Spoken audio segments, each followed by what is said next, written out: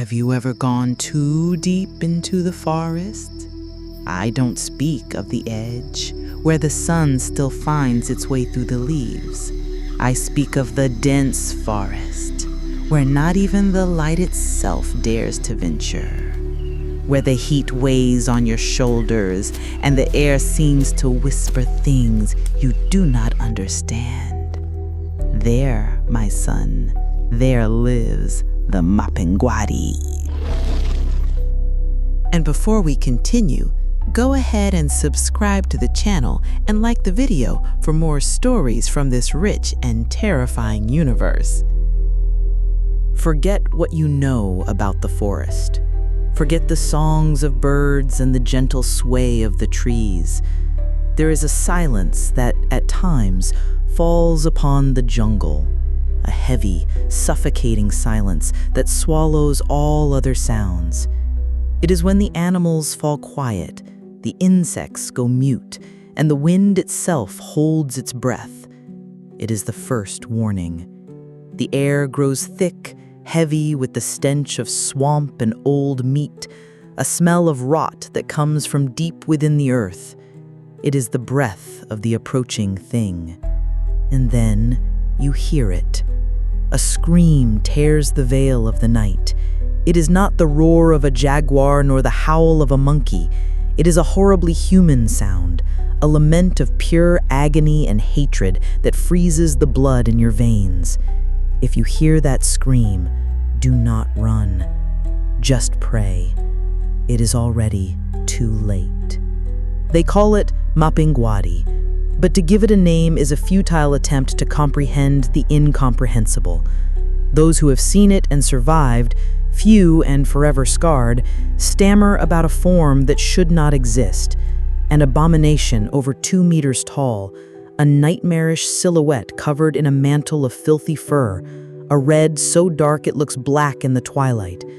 They say its skin is a carapace, that bullets flatten against it like raindrops.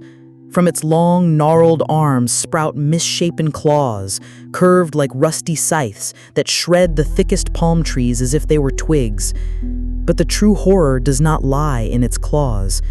It is in the details that defy sanity. Its feet, they whisper, are turned backward, leaving a trail that leads you away from where it has truly gone, a morbid trick to mock its pursuers before it hunts them. And in the middle of its torso, where a chest should be, there is a vertical slit, moist and pulsating, a second mouth. It is from there the stench emanates. It is from there, some say, that it devours its victims. And there is more. There is something few dare to speak of. They say it carries between its legs a monstrous limb, too long, too heavy, that drags on the forest floor or coils around its grotesque waist like a serpent. It is no symbol of virility.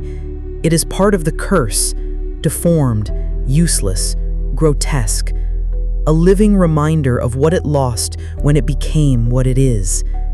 The elders say this creature was not always a monster. It was a shaman, a man who dared to steal the secret of eternal life from the gods. As punishment for his hubris, he was imprisoned in this grotesque form, condemned to wander the forest forever, feeling the weight of an immortality that is pure agony. The scream you hear is not a hunter's roar. It is the sound of his own cursed soul, an echo of pain and fury that seeks company in its suffering. It does not merely kill. It hates. It hates life. It hates men. It hates everything that reminds it of what it has lost. But to the Kaditiana people who live in the heart of this nightmare, in the Brazilian Amazon, it has other names, names that must not be spoken in the jungle at the risk of summoning it. They call it Kida Harara, the thing that laughs, a name that mocks the terror it inspires, or Kida Soemo, the black-faced beast, a reference to the filthy fur that covers its horrid face, or even Owojo, which means maternal grandfather, a familial and perverse designation for something that is the antithesis of all that is human. And do not think this horror is limited to one land or people. The names change, Jucumari in Bolivia, El Bicho in Peru, but the presence is the same. It is the same shadow that creeps through the jungle, the same stench that announces death, the same terrible guardian. The jungle is vast, and its secrets are deep and dark, and it has guardians. So, if one day you find yourself in the green vastness and feel that silence weigh upon your shoulders, do not ignore it. It is the forest giving you your only chance to flee, because the Mapinguari is near, and it is hungry.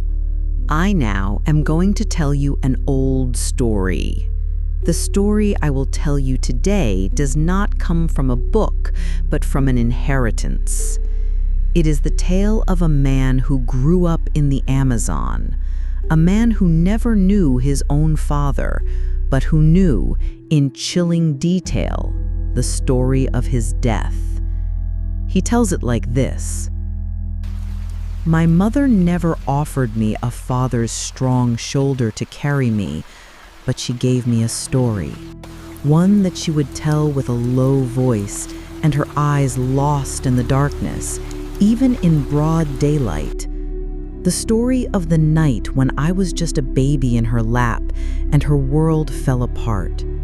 She would say the rain was falling like a deluge on our small house. Everything was normal until the forest fell silent, a dense silence, one that announced danger. Then came the stench of swamp and the dry thuds far in the distance of palm trees being broken by a brutal force.